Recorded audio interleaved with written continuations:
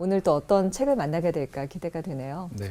지난 시간에 소개할 때 파머가 특별히 여러 영역 중에 교육의 영역에 아주 영성적인 관점을 가지고 영향을 끼쳤다고 말씀드렸죠. 그래서 여러 가지 영역들을 다 살펴보면 좋겠지만 한번 저희가 이 시간에는 영성을 한 파트에 적용할 때 이렇게 실제적으로 우리가 알고 있는 세상에서의 흐름과 좀 다른 도전을 줄 수 있고 통찰력을 줄 수 있다, 지혜를 줄 수 있다라는 것들을 살펴보기 위해서 이 교육을 한번 좀 다뤄보고 싶습니다. 그래서 소개하려는 책이 바로 이 책입니다. 네. 가르침과 배움의 영성이다라고 얘기하고 있어요. 네. 제목을 보면 어떤 생각이 드시나요? 교육책 아니면 신학적인 어떤 가르침? 학교에서의 영성인가요? 네. 미션 스쿨이 떠오르네요. 미션 스쿨. 여러 가지 생각이 드시죠? 네. 이 책을 통해서 우리가 보통 교육이 무엇이다라고 하고 있는 선입견에 대해서 조금 파머는 다르게 볼 것을 제안하고 있습니다. 이런 제안을 던지고 있어요. 많은 이들이 한쪽 눈만으로 살아가고 있다. 네. 한쪽 눈. 한쪽 눈. 네. 두 개 있는 얻는 감이 없는데 이렇게. 네. 그렇죠. 네. 두 눈을 다 뜨고 살아야 되죠. 네. 한 눈으로만 살면 뭔가 대단히 불완전한 거죠. 파머가 말하는 여기서의 한쪽 눈이라는 것은 우리가 알고 있는 세상 살아가면서의 교육이 너무 지성이라는 눈만으로 교육을 하고 있다라고 문제제기를 하고 있어요. 그러니까 지성이라는 것은 감각, 이성 이런 부분을 말해요. 자, 그럼 다른 쪽 눈은 어떤 눈이냐면 마음의 눈이에요. 네. 마음의 눈. 마음의 눈은요, 우리가 직관, 공감, 감정, 신앙의 눈을 통해서 배워간다는 걸 말해요. 보통 우리가 일반적으로 학교 이야기하면 전자에 해당되어지는 지성, 그러니까 이성이나 감각에 대해서 많이 강조를 하는 거죠. 그러다 보니까 우리가 좀 치우친 사람을 양산해낸다는 거죠. 교육을 통해서 교육을 잘 받았다고 할수록 교육 수준이 높아지고 더 많이 배웠다고 할수록 우리가 만나보면 뭔가 왜곡된 사람들을 종종 경험하게 된다는 거죠. 그 이유가 바로 뭐냐면 교육을 통해서 온전한 시각을 갖지 않고 한쪽 눈만으로 세상을 바라보는 사람들을 키워냈기 때문이다라고 진단하고 있는 거죠. 여기에서도 지난번처럼 온전함이라는 키워드가 그렇죠. 나오네요. 예, 그렇죠. 교육의 온전함이 무엇인가? 영성으로 교육을 보면 이렇다라는 얘기를 오늘 하고 있는 거죠. 자, 차갑고 기계적인 세상으로 이 이성, 논리들은 발달되는데요. 그럼에도 불구하고 왜 그럼 세상이 지성으로 이렇게 치우칠까요? 다름 아닌 이 세상이 지성으로만, 감각과 이성으로만 세상을 보면요, 예측이 가능하기 때문에 그래요. 그런데 이 마음의 눈으로 세상을 보기 시작하면 좀 지난 시간에 맨 마지막에 얘기했듯이 좀 혼돈스러움과 예측 불가능한 것들이 많아지는 거죠. 통제가 안 되는 거예요. 그러다 보니까 자꾸 세상은 정확히 진단할 수 있고 규정지어서 들어갈 수 있는 쪽으로 집어넣고 싶은 거예요. 자, 그런 게 사람들이 추구하는 안전지향성인데요. 그것만 가지고 안 된다는 것들을 우리가 경험해 보는 게 안 돼요. 살아간다는 것은 이것 말고도 더 필요해요. 사랑을 통해서요, 어떤 세상이 변화되어지는 많은 일들을 보게 되는 거죠. 단순히 지성으로만 볼 수 있는 세계가 있지 않아요. 이 마음과 이 지성이 함께 결합이 되어져야지만 이 세상은 온전해질 수 있다는 거죠.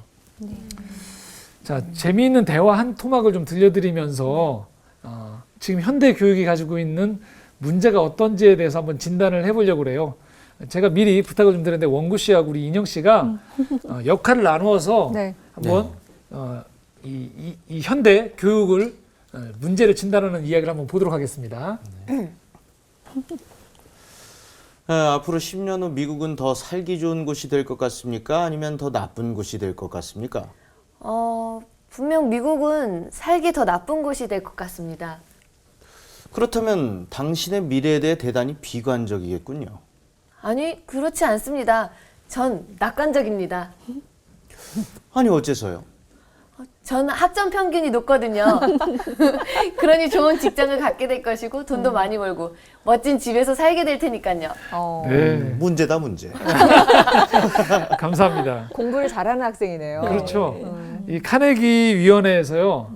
미국의 대학생들, 특별히 고등교육을 받은 학생들을 대상으로 이 인터뷰를 한 거예요. 그런데 이 학생들이 미국 전체의 미래를 바라볼 때는 대단히 비관적이더래요. 핵전쟁이 일어날 것 같고 경제가 어렵고 환경이 오염됐고 에너지가 고갈될 것 같고 도덕은 땅에 떨어졌단 말이죠. 범죄는 아주 기승을 부리고 있고 그래서 미래에 대해서는 비관적인 거예요. 사회에 대해서 비관적이에요. 그런데 자신의 미래에 대해서는 대단히 낙관적이래요. 그 이유가 뭐냐면 교육을 통해서 어려서부터 교육을 통해서 획득한 지식이 나만큼은 이 세계적인 재난 가운데에서도 안전하고 온전한 상태를 누릴 수 있을 것이다라고 믿게 되는 거예요. 그래서 내가 이전에 학창시절부터 해왔던 것처럼 주변 사람들은 모두 다 제치고 지고 나는 이길 수 있다라고 생각을 하는 거죠. 부모님들이 다 그렇게 주입식으로 가르치셔서 그런 거 아닐까요? 예, 공부 잘하면 미래가 밝아진다. 학교에서도. 네. 그렇죠. 그렇죠. 그렇죠. 정말 큰 잘못된 생각인 것 같은데 자기가 이제 노력한 것들이 어떻게 보면 그 큰 사회의 목표로 간 거잖아요. 만약에 그 큰 사회가 없어지면 이 큰 사회가 잘못되면 지금까지 방향들이 전 다 잘못됐을 거라고 생각을 네, 하거든요. 그렇습니다. 정확히 원구 씨가 오늘도 예, 진단과 키포인트. 예, 네. 포인트를 짚으셨습니다. 고등생이시네요. 예습했어요. 네. 그러니까. 또 머리띠를 해서 그런가요? 이거의 문제가 뭐냐면요. 이렇게 교육을 받으면 아까 얘기했듯이 세상은 지성과 마음이 같이 공존한다고 했죠.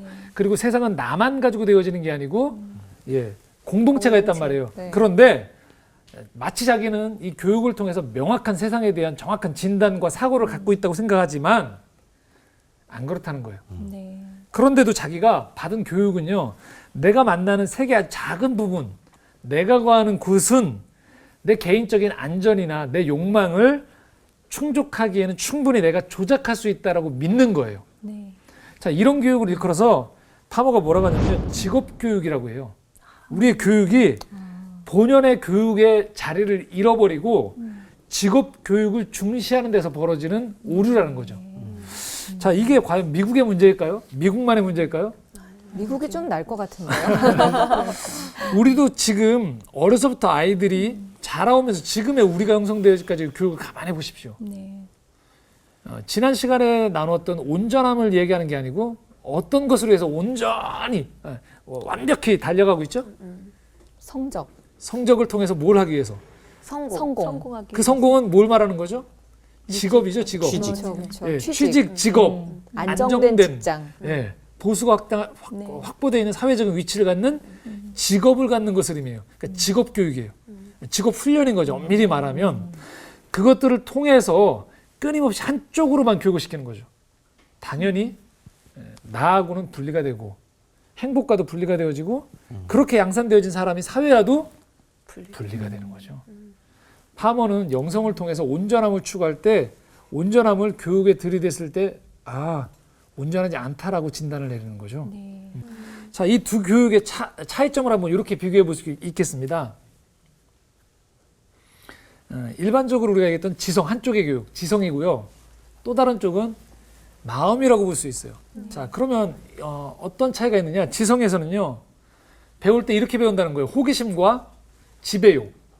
그러니까 이 세상을 지배할 수 있는 것들에 대한 것들을 정보와 힘을 갖도록 자꾸 주입을 시키는 거예요. 근데 마음은요, 자비와 사랑이에요. 컴패션. 다른 사람에 대한 공감하는 마음. 단순히 동감과 공감이 좀 차이가 있거든요. 동감은 저 사람 안 됐다. 거기서 끝나는 건데 공감은 나도 언제든지 저렇게 될 수 있다라는 게 마음까지 가는 거예요. 그 사람 입장에 처해보는 거거든요. 그렇게 되어지고 사랑을 갖는 걸 말해요. 두 영역이 배치가 되는 것 같지만 사실은 같이 있어야 되는 거죠. 네. 근데 지금 한쪽만 얘기하고 있다는 거예요. 또 다른 쪽에서는요, 지성에서는요, 구별하고 분석을 해요, 세상을. 공부할 때도 이 문제가 발생하면 원인이 뭐야? 만 분석을 해요. 마음에서는요, 삶이 하나 된다는 것을 인정한다는 거예요.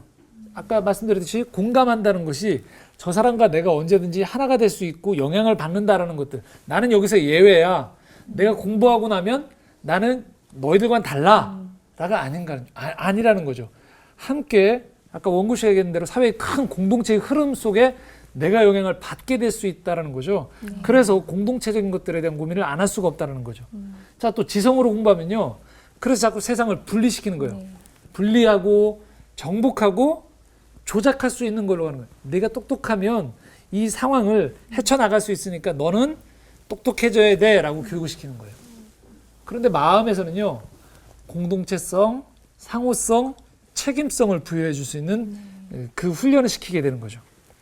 자, 지성은요. 그래서 세상을 자꾸 관찰해요. 마음에서는요. 관계를 맺는 거죠.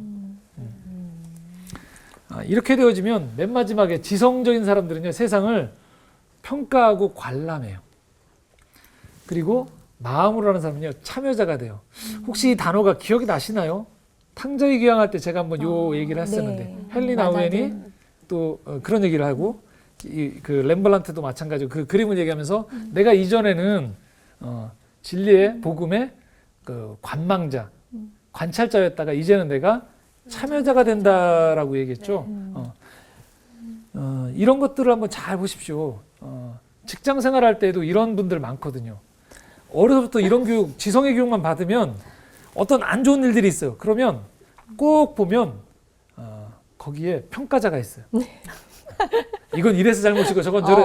문제에 직접 뛰어들진 않아요. 네. 똑똑하다고 생각하는 사람 계속 해설자, 이 문제에 대해서 이건 이런 거야 라고 하지만 정작 그 문제에 들어가지 않는 거죠. 네. 이 문제를 함께 해결하려고 참여하고 함께 아파하지 않고요. 항상 한 걸음 물러서서 뭐예요? 진단하고 정죄하고 분류하는 거죠. 사람들을. 등급을 얼굴들이 매기고. 떠오르네요. 자, 이런 교육이 우리가 배워온 교육이 많다는 거예요. 그러다 보니까 이런 교육은요. 이런 교육, 지성을 통해서는요. 교육이 뭐가 우리에게 임하냐면 추상적인 거예요. 그리고 비인격적이에요. 반면에 마음의 교육은요. 우리를 인격적인 진리로 이끌어요. 신앙적인 표현으로 성육신적인 진리로 끈다고 얘기해요. 지성으로 가면요. 이 세상을 논리적이고 논리로만 보는 객관화된 세계라고 보는 거예요. 그러나 마음으로 보면요. 이 세상은 유기적인 공동체로 인식하게 되어지는 거죠. 그렇지 않게 되어지니까 자꾸 부모님들이 너 공부 안 하면 저렇게 돼! 이렇게 얘기하면서 그렇게 자꾸 자녀들에게 겁을 주는 거죠. 분리시키는 거예요. 언제든지 우리가 그렇게 될 수 있음에도 불구하고 누구의 어머니, 아버지라고 생각하지 않게 되어지고 자꾸 뭐예요? 나는 여기서 자꾸 벗어나서 이 모든 세계 안에서 나는 조종하면서 내 안전만 나는 지킬 수 있다라고 얘기하는 거죠. 이 세상에 대한 인격성, 책임성이 사라져버리는 거죠. 진짜 공부 안 하면 저렇게 돼 했는데 그 사람이 공부 잘했는지 어떻게 알아요? 사실 공부 잘했을 수도 있는데. 저는 예능 프로그램에 네. 그 나오는 말 중에 되게 무서웠던 말이 나만 아니면 돼 라는 그 키워드를 가지고 되게 웃음 코드가 있었는데 전 그 말을 들을 때마다 굉장히 뭐랄까 섬뜩하다 그럴까? 네. 정말 나만 아니면 돼 라고 해서 그 상황에 살아남더라도 다음 상황에 내가 네. 될 수도 있는 맞아. 건데 그걸 보면서 같이 웃고 있는 음. 저를 발견하는 순간 되게 좀 무서웠어요. 복불복이죠, 복불복. 그게 복불복. 근데 요즘은 아이들이 느끼기에 뭐 저희들도 그렇고 되게 개인주의 성향을 많이 가지고 있어서 그런 말을 또 하지 않았나라는 네. 생각을 좀 해보게 되는데 예. 교육을 그렇게 받다 보니까 그렇게 예. 될 수밖에 없는 좀 현실이 좀 우리의 그러네요. 현실이죠. 예. 네. 그러다 보니까 이 지성적인 교육, 이런 쪽으로만 훈련을 우리가 받죠. 대학교에 들어가도 학생들이 온통 이것들을 갖춰야지만 내가 어딘가 들어갈 수 있습니다. 그렇죠. 근데 온통 그래서 이력서에 무엇을 쓸 것인가만 준비하다 보니까 얼마 전에도 제가 신문을 보다 보니까 그렇게 취업이 어렵다고 하는데도 불구하고 들어간 그 취업 신입생들, 그러니까 신입 사원들이 4분의 1이 1년 안에 그만둔다고 하더라고요. 그 이유가 뭐냐? 조직에 적응을 못하겠고 직무에 적응을 못한다고 해요. 똑똑하지 않아서가 아니겠죠. 근데 저는 그 조직이나 직무가 막상 직장 생활을 해보시면 어떤 우리가 단체 안에 들어가 보면 알게 되어지는데 나만 잘한 문제가 아니거든요. 다 연관되어 있어요. 서로가 연관되어 돕고 때로는 도움을 주면서 일을 해야지만 거기가 굴러갈 수 있음에도 불구하고 그걸 모르는 거죠.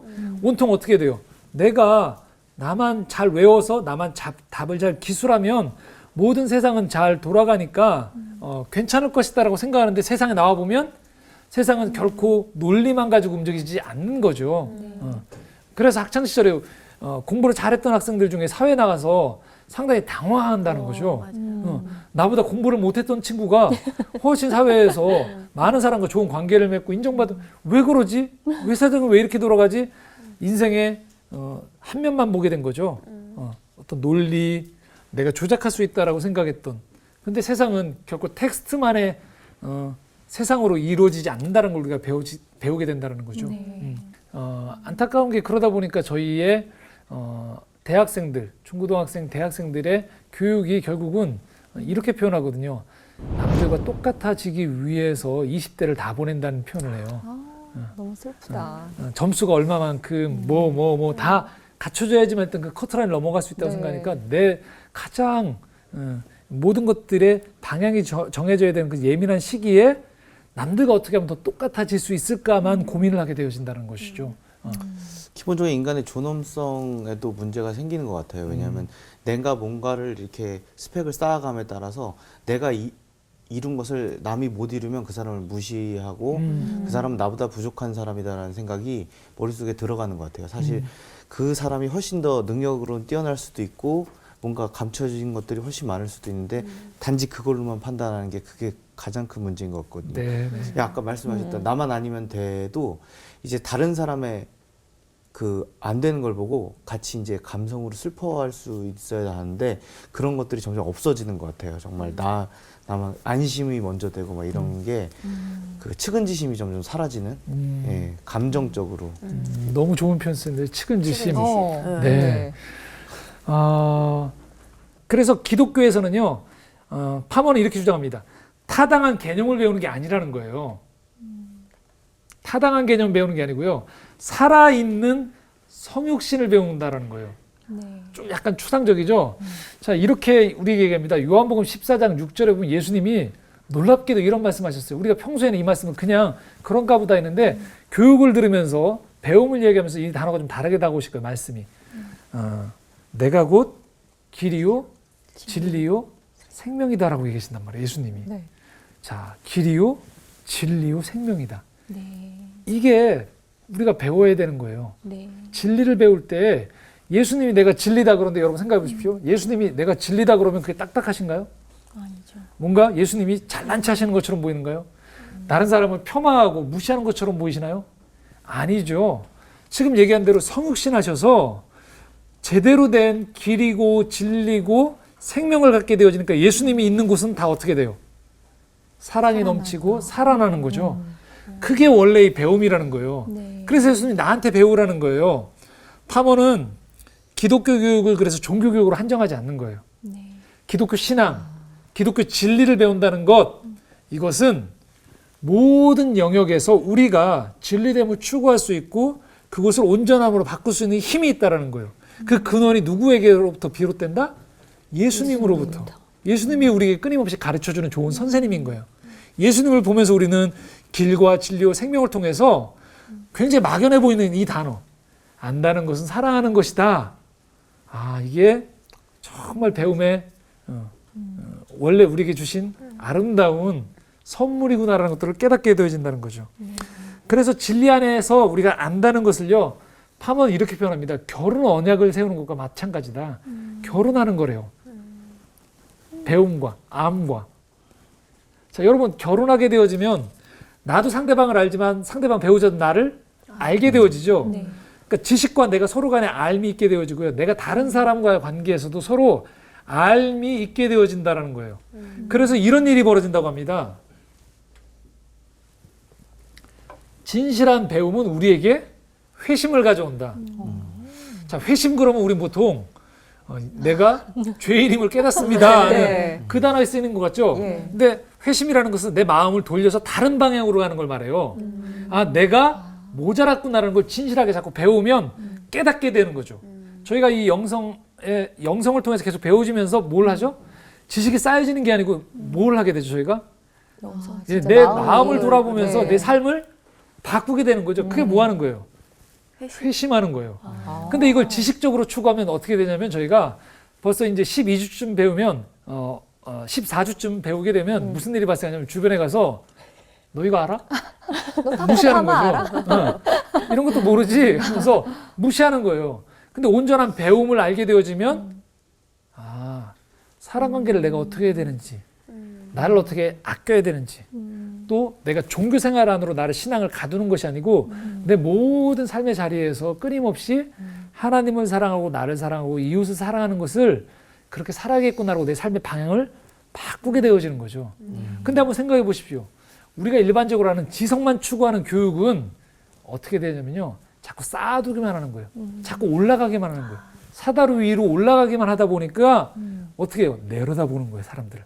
자꾸 소수의 사람으로만 위로 올라가서 내려다보면서 자꾸 사람들과 분리가 되어지는 거예요. 그런데 어떤 의미에서 내가 제대로 알게 되어지면 사실은 자꾸 내 옆에 있는 사람과 손에 손을 더 많이 잡으면서 파머가 이런 표현을 씁니다. 춤을 춘다라는 거예요.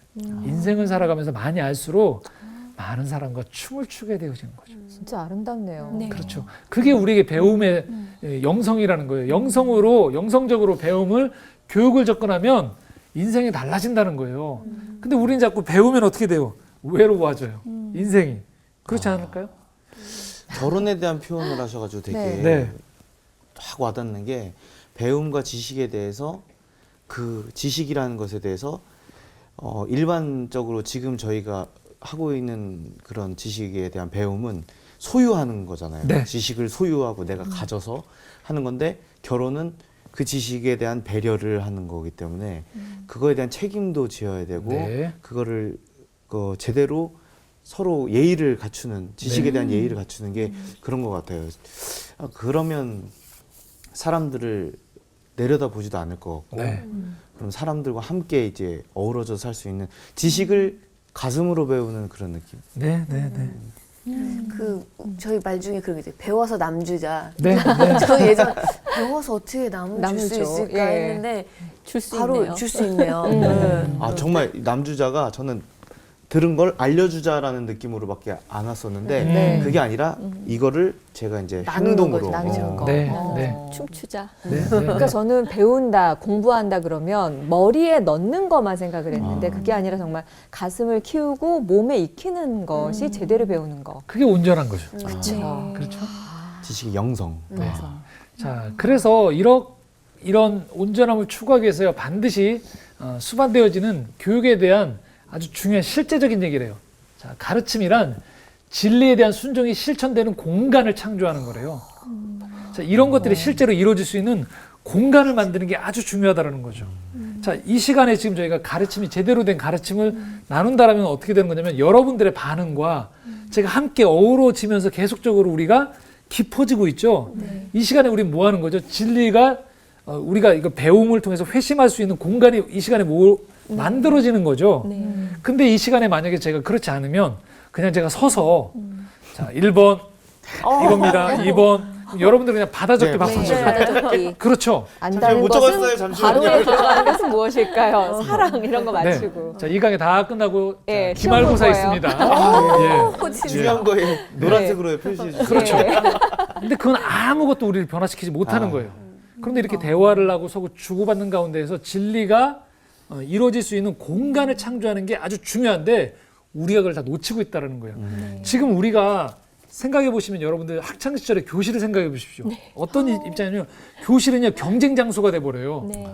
선생님은 능동적이에요. 막 그냥 가르쳐요. 학생들은 다 뭐예요? 적어요. 수동적인 거죠. 졸거나. 네. 이런 표정이 안 나오는 거죠. 그렇죠?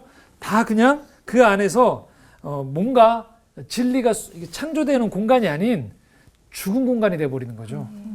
그래서 이 공간을 창조하는 일을 아주 중요하게 얘기하면서요. 파모가 5가지 아주 중요한 우리에게 실천적인 이야기를 해요. 우리가 다 경험하는 일들이에요.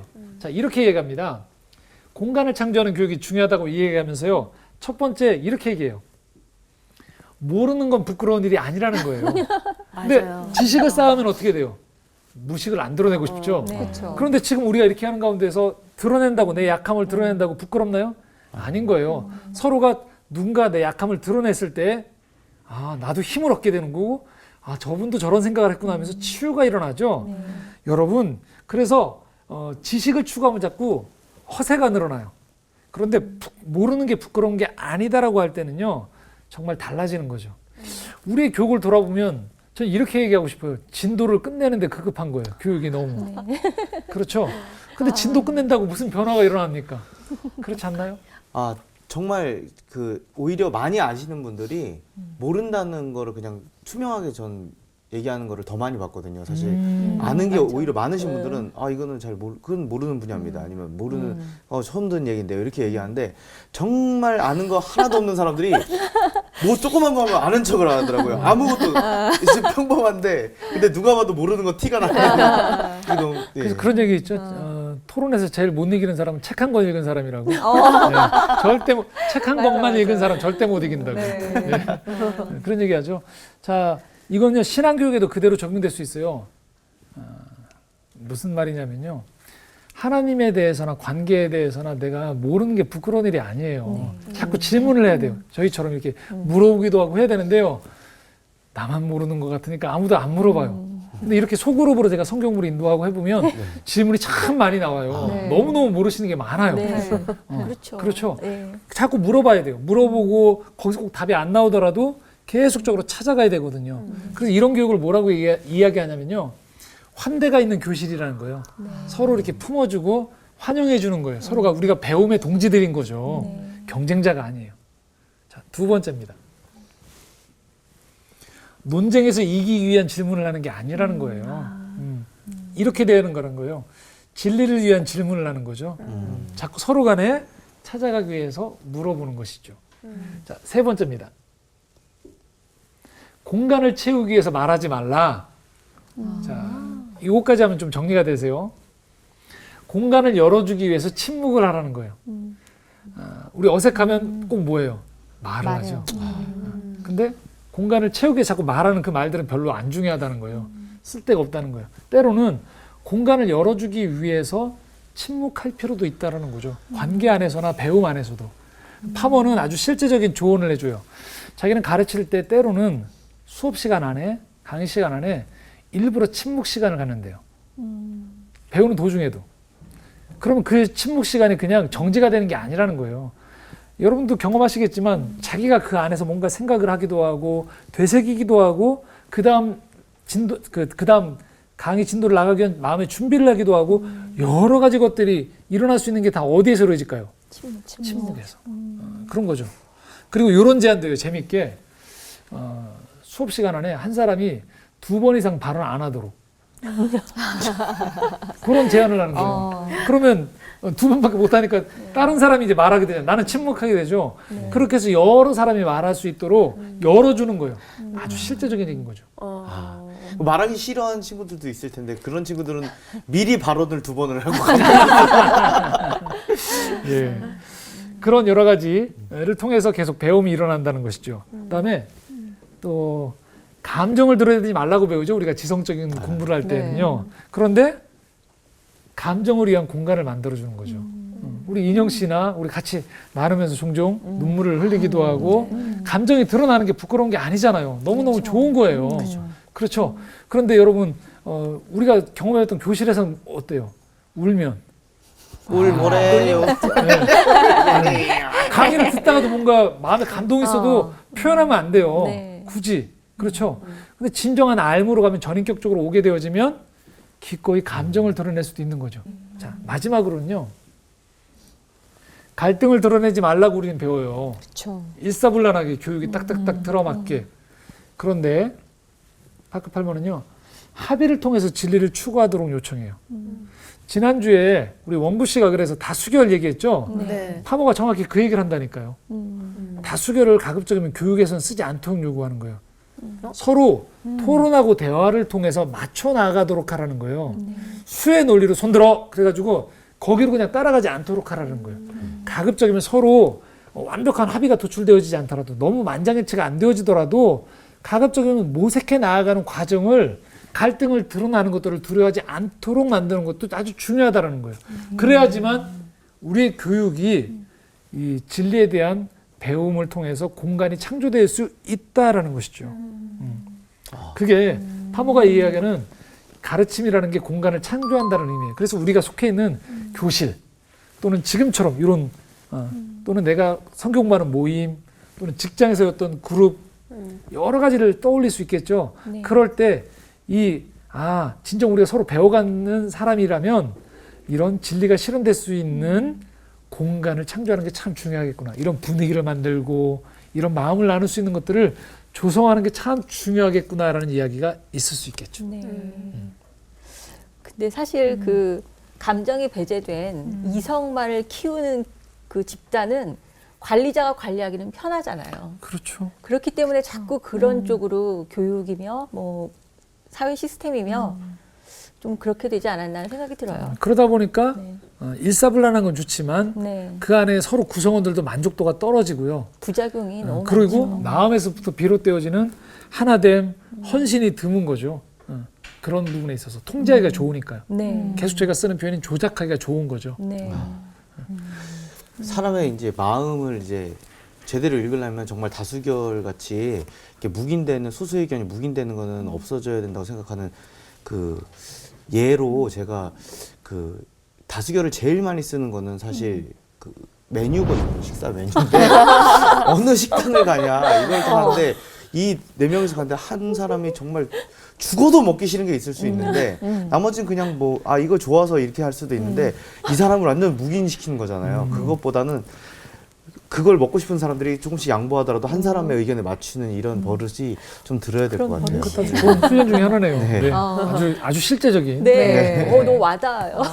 자, 이제 마지막으로 하나 더 중요하게 우리가 평소에 놓치기 쉬운 부분들인데 이 얘기를 좀 해야 될 필요가 있을 것 같아요. 가르치는 이는 영적으로 자라가야 된다는 거예요. 네. 그래서 리더자인 우리들이 어떤 자리에서 자, 세 가지를 얘기합니다. 첫 번째는요. 고백하라라고 얘기해요. 교수가 보통 우리가 얘기할 때 프로페서라고 하죠. 네. 이게 원래는 믿음을 고백하는 프로페스, 믿음을 고백하는 사람이라는 뜻인 거죠.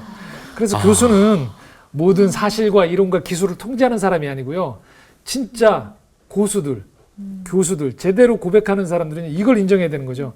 진리에 내가 이성을 넘어가는 초월적인 지점이 있다는 걸 내가 인정하면서 끊임없이 배워가는 사람이다라는 고백을 할 필요가 있다는 것입니다. 첫 번째, 그래서 우리가 교사가 된다, 가르친다라고 할 때는 계속 고백할 필요가 있고요. 두 번째는요, 자리를 바꿔보라는 거예요. 내가 학생 입장에 자주 처해보는 경험을 해야 된다는 거예요. 역지사지로. 그렇죠. 실제로 배워봐야 된다는 거예요. 그래 봐야지 내가 자기 전문 분야에만 함몰되어지지 않고 다른 영역도 배울 수 있고요. 심지어는 가르치는 교수법조차도 내가 학생이 자꾸 돼봐야지 이렇게 학생의 하면 마음을 알게 이렇게 하면 내가 되지. 졸겠구나. 나도 졸고 있으니까. 그걸 배우는 맞아, 거죠. 맞아. 그래서 내가 전문가라는 위치를 확보하고 난 다음에 더 이상은 난 배울 필요가 없어가 아니고요. 자꾸 그런 자리를 바꾸는 경험들을 내가 의도적으로라도 가르치는 사람들은 자꾸 처해봐야 된다는 것이죠. 마지막입니다. 체험하라는 거예요.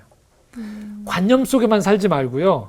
실제 자체, 내가 가르치는 그 자체를 직접 경험해 볼 필요가 있다는 것이죠. 그래서 계속적으로 나의 지식이 머리에만 있지 않고 나 스스로도 가르치는 사람도 점점 그 경험이 녹아져 나와서 나눌 수 있어야지만 온전한 지식 전수가 되어질 수 있다는 거죠. 자, 정리를 하면서요. 파크 팔모가 제가 최근에도 계속 활발하게 활동한다고 했었는데 얼마 전이 3월 달에 78번째 생일이었어요. 근데 파모가 이런 고백을 페이스북에 올렸더라고요. 너무 고마우면서 나의 독자들, 글을 많이 쓴 사람이고 책을 많이 썼는데 독자들한테 종종 그런 고백을 받는데요.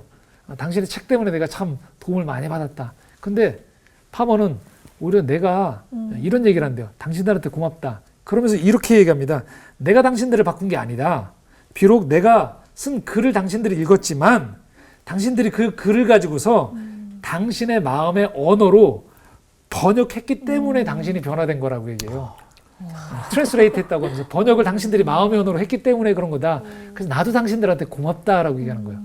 내가 책을 써서 그냥 누구에게 전해주고 나는 저자라고 자랑하는 게 아니고요.